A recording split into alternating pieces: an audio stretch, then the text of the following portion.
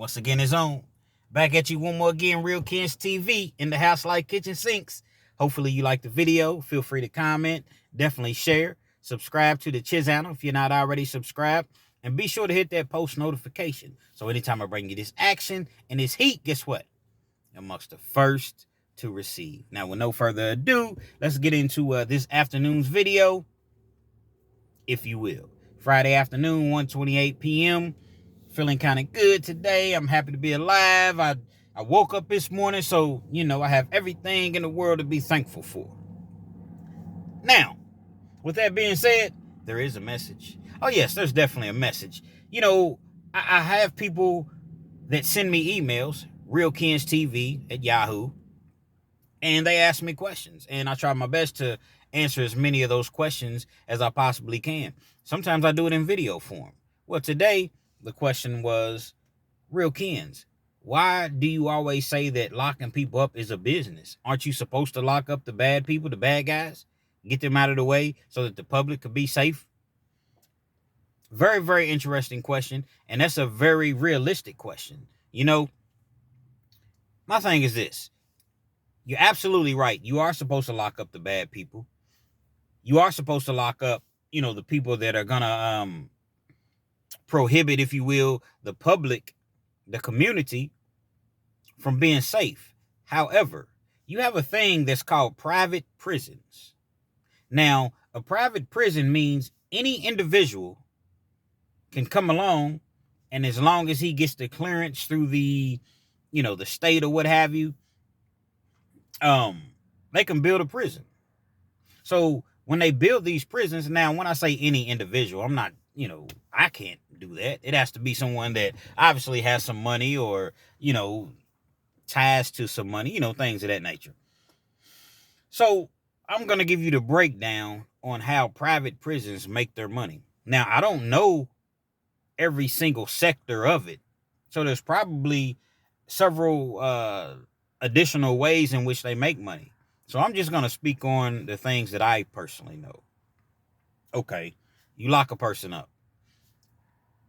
These figures that I'm going to give you, they're not accurate because each state has different figures. The analytics are different in each state. So I'm just going to give you an example. You have a private prison. You spend however much money to build this private prison. Yeah, it's going to cost you nice money to build it. Okay. You house 1,000 inmates. 1,000 inmates. Now, it's not nearly as expensive because now they're not really putting prisoners in cells as much in Kentucky. I don't know how it is in every single state, but in Kentucky, they're using more open dorms. Open dorms is very similar to like an army barracks. So you may have a dorm that holds 50 people. 50 people, you have 25 bunk beds in each dorm. Lower rack, top rack. Rack's just another word in prison that they use for bunk bed. So they hold 50 people per dorm. So now you don't have to have each individual cell. Per dorm, you have one toilet. Actually, no, let me take that back. Let me rewind that.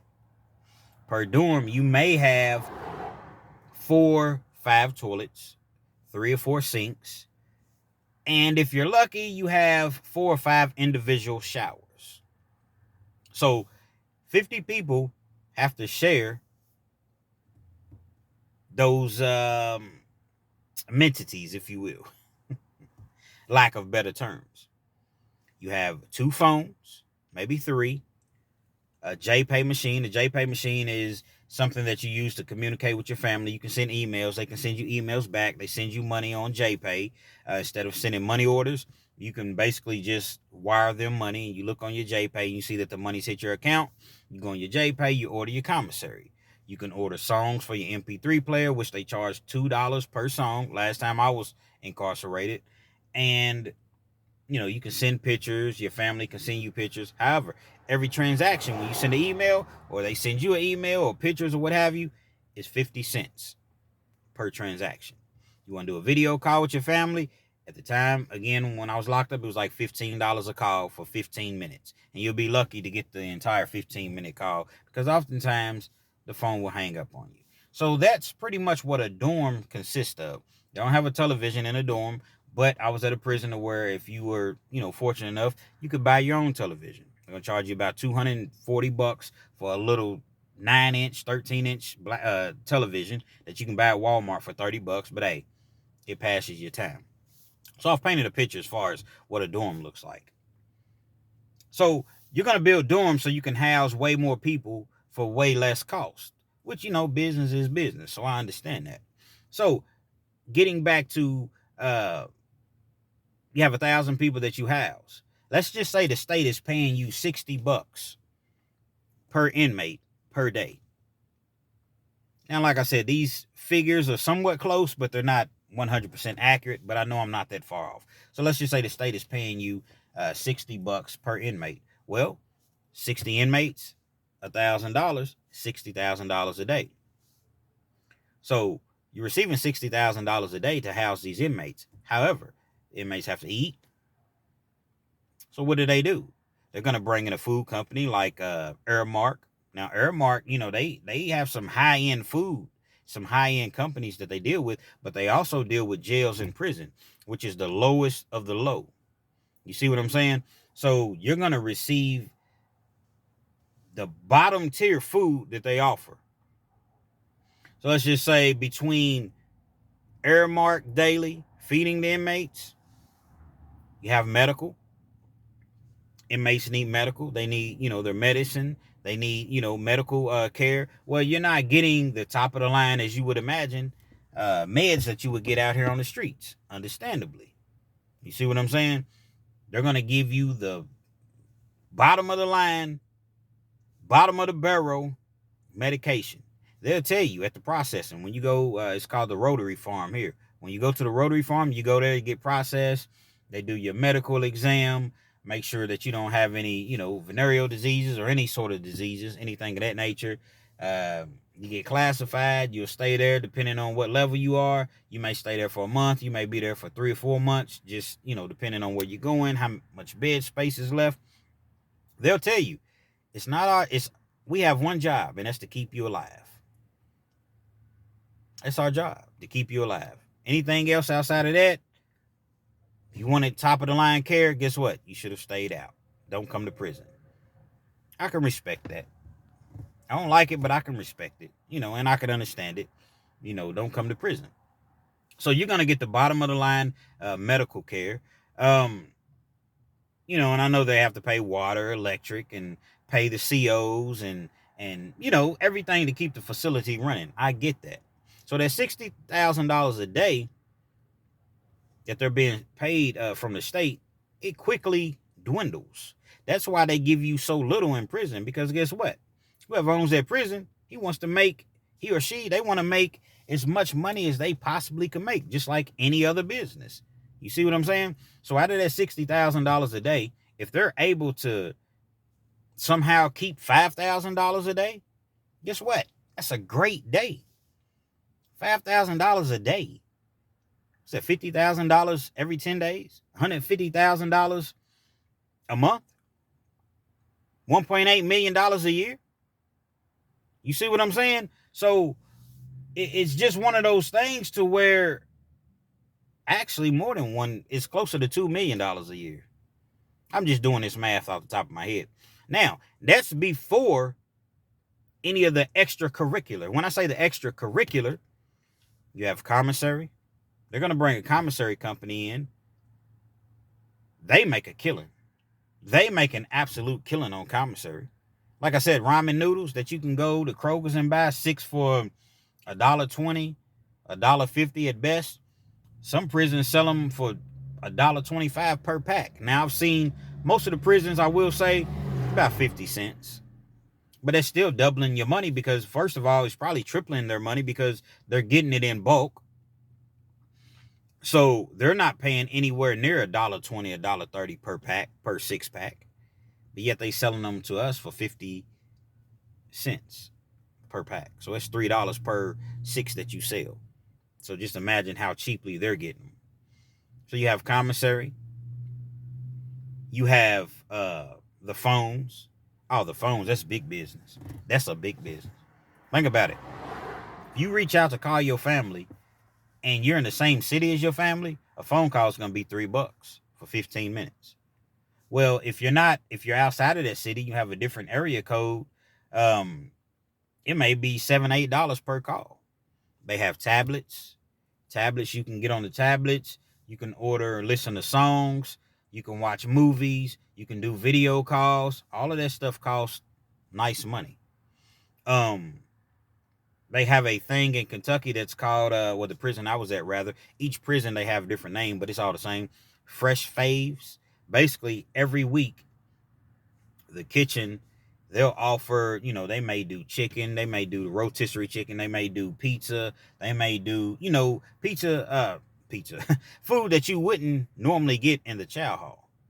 And they sell it to us. They sell it to the inmates. So if you buy a pizza, for instance, it may be $20. But the food in the chow hall is so gross and it's something different that the commissary doesn't offer. Guess what? You have the money, you're going to pay it. And people in prison, a lot of people got money, man. They family got money. They're making money. They have the means to pay for it. So when you add all of these things up, your sweatsuits that you buy, your tennis shoes that you buy, like I said, your televisions, the MP3 players, the price is so inflated. They're making 300, 400, 500%, probably more, off of each item that they sell. So when you tally all of that up, that $5,000 a day that they're making after everything is paid, you can add, I don't know, but you can add a lot on top of that. You see what I'm saying? And it's crazy because the commissary, things that they make money off of, technically it's supposed to go back to the inmates. They'll come in and they'll buy some basketballs. They'll buy, a couple ping pong tables. They'll buy some more weights. They're going to make it look good. So they're going to spend some money on the inmates. But guess what? That money is definitely 100% going in somebody's pocket. And hey, it's business. And that's the main objective, having a business, is to make money. But those are the breakdowns as far as why I know that locking people up is a business. And I'm quite sure in certain scenarios, people are getting kickbacks. Judges probably get kickbacks. Prosecutors probably get kickbacks. I'm not saying in every single case, because you have some people that, I don't necessarily say they have integrity, but they're not going to risk their career by doing something like that. But you do have some that will. You definitely have greedy peoples everywhere. You see what I'm saying? So people are getting kickbacks. You locking people up. You seeing the parole board. You see the parole board. You've done everything that you're supposed to do as far as staying out of trouble. You've done everything that they recommended you to do. And they still give you a deferment. A deferment means your ass ain't going home. I go see the parole board and they say, well, we're going to give you a 15-month deferment. 15 months? Basically, that means you come back and see us in 15 months. After you've already done your initial time. Say you've done 2 years just to see the parole board. And it's not even a violent crime. It's not even a major, major crime. Well, come back and see us in 15 months. You see what I'm saying? So it's really just a business. Now, the people that are violent, the people's out here robbing people, killing people, trying to kill people, doing stuff to kids, raping women, doing anything inappropriate to women, the obvious crimes. But they locking people up for child support. And then when they lock them up for child support, they're hitting them with the sentence enhancements. No joke. I seen a guy, child support typically in Kentucky carries 1 to 5. He was a 2-time felon. Had been out for a while, been working, fell behind on his child support. Things started, kind of falling off for him in his life. Fell behind in his child support. Well, anything, once you're behind $1,000 or more, that's flagrant non-support. Hit you with a felony. Hit him with a felony. He goes to court. They come back later on and hit him with the sentence enhancement. which is being a persistent felony offender. That's what they call it in Kentucky, a persistent felony offender. So now, instead of him facing 1 to 5 just on the child support, it bumps him up because it was his 3rd felony. So it bumps him up to 10 to 20. No joke. He ended up getting 14 years for child support. Had to do he had to do 2 years and 10 months to see the parole board on a 14-year sentence. Did the 2 years and 10 months to see the parole board. It wasn't enough for them. They told him to come back in another year. Went did another year. They let him out. So he nearly did 4 years on child support. Now, I'm not sitting here saying that you shouldn't take care of your kids. I'm not saying you should definitely take care of your kids. But it's just an example of crimes that are not really violent like that. You definitely can't take care of your kids when you're locked up for 4 years.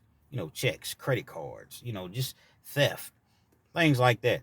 Once again, I'm not condoning any sort of breaking a law or anything of that magnitude. But if a person steals something out of Walmart, and because it's over $500 retail, that's just a markup. Walmart didn't pay $500 for it. So if a person steals something out of Walmart and it's over $500, does he deserve to be punished? Yes. But 10 years, 11 years, 12 years? Business. Locking people up. Private prisons. They make a killing off of inmates. If you see that food, I've posted different jail trays that they serve, prison trays. Now, typically in prison, the trays are going to be a lot better than the county jail, because in prison, man, dudes ain't going for that.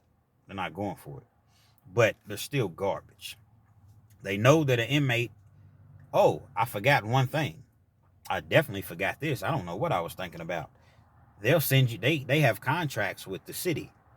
So they'll have a contract to where maybe 20 inmates come out. They cut the grass, do the weed eating, pick up the roadside, along, the highways and,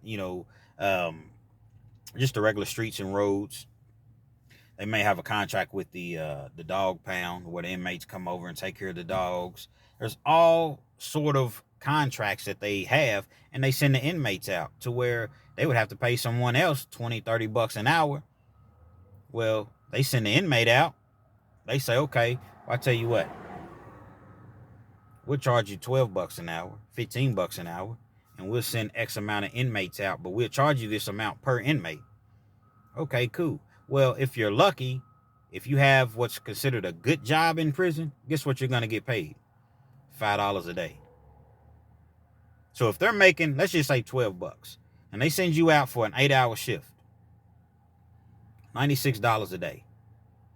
$96 a day that they're making per inmate. So if they send 10 inmates out, guess what? It's $960. Well, if they send each inmate out, guess what they're going to give them? $5 per day. And that's having a good job. $50 a day is what they're paying out for 10 inmates.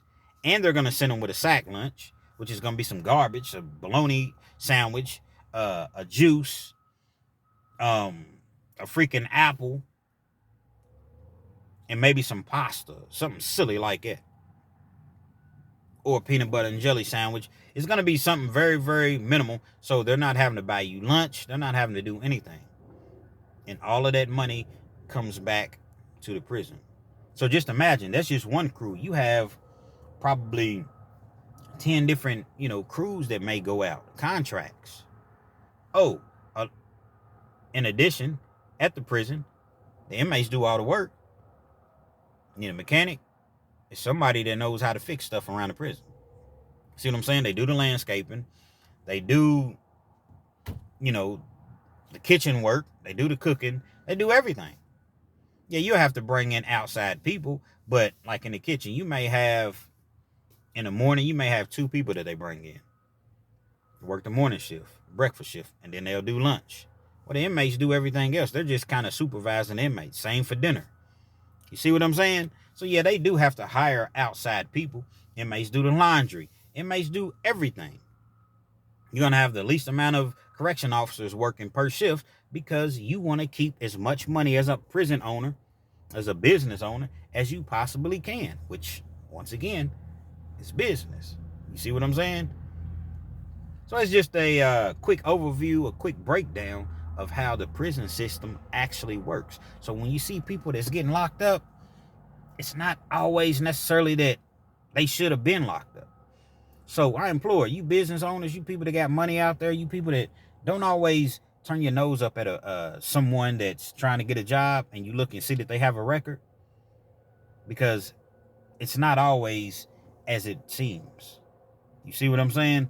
Now, I'm not saying that no one deserves any sort of punishment, any sort of consequences for their actions. I'm not saying that. But what I am saying is they lock an awful lot of people up, non-violent people, for the slightest of crimes. It's hard out here, man. If you got a felony record, you know, with a felony, if you're on probation or parole, you can't even get life insurance until you're off. No matter what the crime is that you were in for, you can't even get life insurance. So the point that I'm making is it's very difficult for a person that has a felony out here on the streets, and it's hard to maintain. So sometimes you see people go back. Oftentimes you see people go back because it's so difficult to maintain on the streets, because a door shut everywhere you go is a door slammed in your face.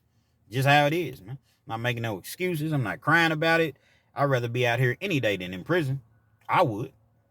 You see what I'm saying? But some people can't maintain. Nevertheless, hopefully you all understand what I be talking about. Hopefully I answered your question. The individual that did send me that email, hopefully I've been able to make you somewhat understand exactly how the prison system works, man.